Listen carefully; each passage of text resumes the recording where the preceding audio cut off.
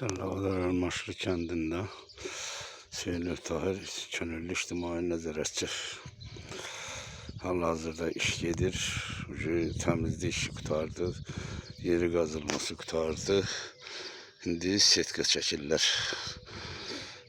Paratikaya salıblar. Sağ olsun İşıq İdarəsinin müdürü, mavini. Hər kəsin burada fəaliyyəti varsa çox sağ olsun. Onların köməyi olsun, Allah canlarını səlamət eləsin. Sağ olsunlar İşıq İdarəsi.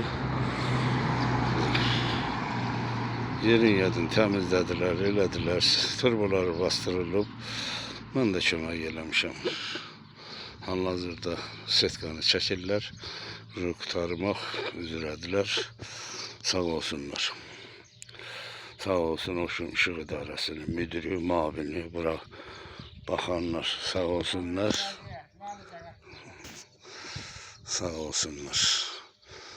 Allah canları salamat eləsinlər. Bu oldu əla. Daha da belə vəziyyətlər var, onlar da inşallah eləyərlər.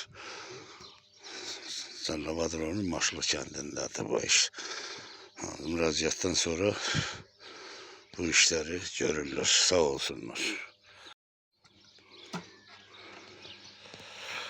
Sağ olsun İşıq İdarəsi müdürü, onun mavini, bura nəzarət eləyən.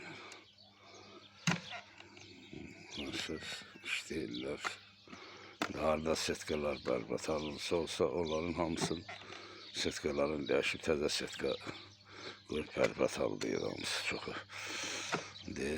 Düzəliş eləyiblər, təzə setka çəkirlər. Sağ olsun İşıq İdarəsinin müdürü, onun mavini.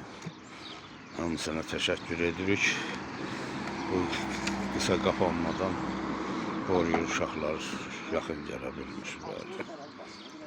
Görürsünüz. İştirak edirlər.